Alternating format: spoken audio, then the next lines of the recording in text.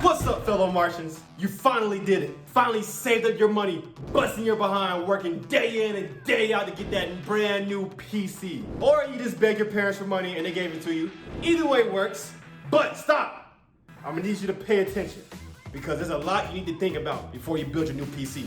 So picking different components, to installing programs, softwares, uninstalling softwares, where to put your PC. How much the PC is gonna cost, what you're gonna get, how much RGB you're gonna have. There's a lot to think about here, guys. A lot to think about. But don't worry, guys, because as a beginner, you're gonna make mistakes, okay? And while usually these mistakes aren't the end of the world, they can cause you some serious damage if you're not careful. Like this. Please don't be broken. These mistakes can cost you time and money. So, I put together the top 10 PC mistakes you need to avoid when building your first PC. So, let's get into the first tip that many beginners actually look over, and that is buying a cheap and low quality power supply. Now, don't get me wrong, there are some valuable, affordable power supplies, but that will depend on your budget and your components that you're using with your PC. Now, they may be okay, but you need to avoid low quality power supplies at all costs. Trust me, not all power supplies are created equally. Now, there are some solid companies that make some pretty good PSU'S like Seasonic, Corsair, and EVGA. These companies tend to have some pretty good backing behind their PSU. Now, the companies that you want to avoid are the KitStars, Arscane, PiStars. These companies are very untrustworthy and should not even see the inside of your PC case. These companies will usually try to trick first-time buyers into thinking their products are actually high quality. Usually, they'll put a high wattage on their PSU, when in reality, the product is low quality and will actually burn out your components before you even know it. And your power supply will need to accommodate all the components in your PC. So before you start looking for a brand new PSU, you need to gather your components to see how much power they will all need together. To do this, you want to use a PSU calculator. There's one on Outer World that they provide that allows you to input all your components, and it gives you the amount of electricity that you need to power these components as well. Speaking of components, the next tip is actually choosing components that aren't compatible with each other. Now imagine you buy that $25,000 dream PC build that you've been waiting for your whole life. And you buy an Intel CPU and pair it with a Ryzen motherboard.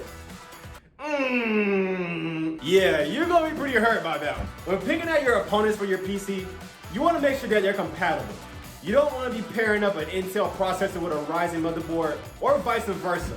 Because a lot of times, these PC parts will not work together. Also, you want to also pick parts that actually fit inside of your case. Yes, sometimes people will pick parts or GPUs that are too long for the case, or they'll buy a motherboard that's too big for the case and it's hanging out looking crazy. Now, if you're doing a crazy PC build, like a desk build or an underwater build or whatever you're doing, then that's fine. But for beginners, let's just stick to the basic. The next tip is actually choosing a graphics card that is too powerful or too weak for your monitor. Now, imagine this. You buy that big old 3090 Ti graphics card from NVIDIA, looking crispy and clean on your desk. And you buy a cheap, rundown 30 Hz monitor from eBay somewhere off of a random website as well. Now, here's the thing about this. Anytime you pair a graphics card that's too powerful for your monitor, you actually will be seeing the frames that you're actually getting from your GPU. This is because your monitor is not powerful enough for your GPU. It'll actually bottleneck the amount of frames you're seeing on the monitor, which can impact your gaming, watching TV, or anything else you do on your PC, really. Now let's take the vice versa. Let's take a super powerful monitor, right? And then you have a low tier graphics card, like a 550 RX or something like that. This is actually detrimental to your PC as well.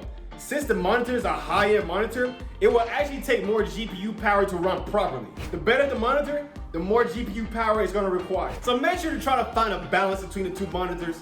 I would say the highest you should really go is 144 Hz. Don't try to get a 240 Hz monitor if your GPU can't supply that amount of frames. Number 4, and that is picking a CPU that can be overclocked, but picking a motherboard that can't overclock. Now this tip doesn't really hurt you, but it can cost you some money in the long run.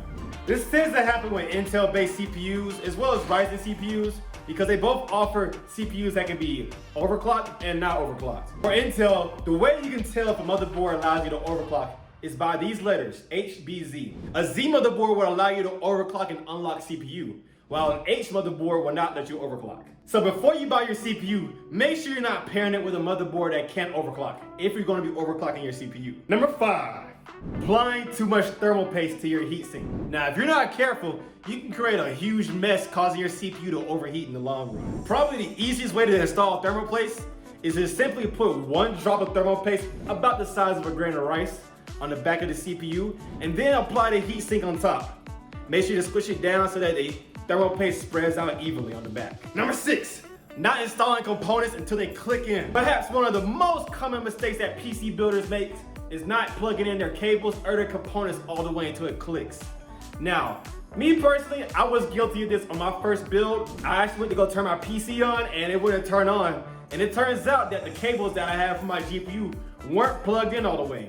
And Lord behind it, I went back, plugged it in until I heard a click and it turned on. So if you're gonna be building a new PC, make sure you push the parts in. I know it may seem a little weird applying all that force in. You may think you're gonna break it, but you're not, trust me.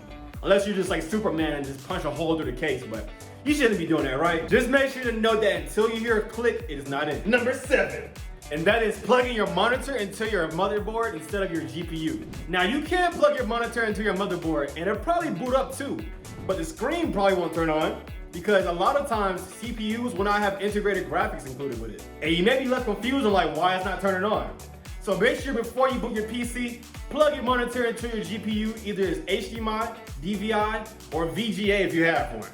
Number 8, and I'm guilty of this one as well, and that is installing fans the wrong way.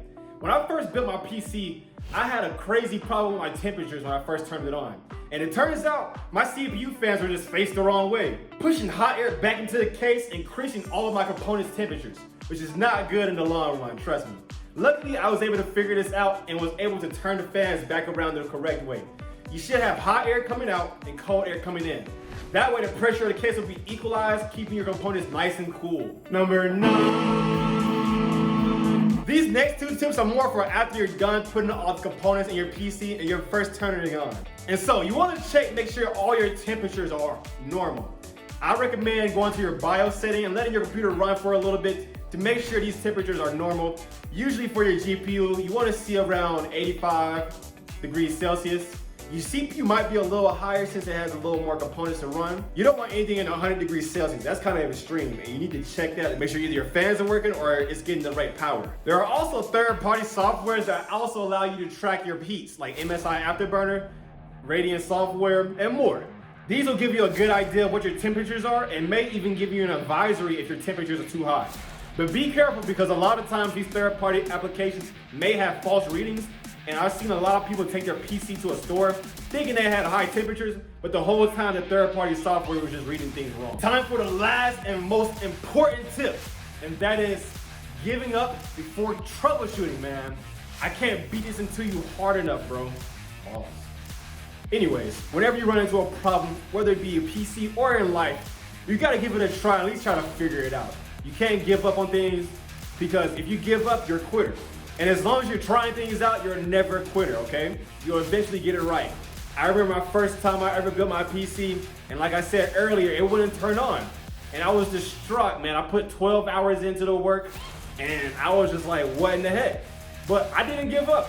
I kept troubleshooting until eventually it turned on. So for all my new builders, don't be scared, man. You can do it, trust me. The Martian believes in you. And plus, there are plenty of guys online and forums that will actually help you out, as far as YouTube videos, Reddit, PC builder guides, and more. So just check them out and don't be worried, guys. You'll get it. Thank you for listening. I hope you learned something here. If you like the video, like the video. If you dislike the video, dislike the video. I'm Marco the Martian from Martian Tech, and see you Martians later, man. Peace out!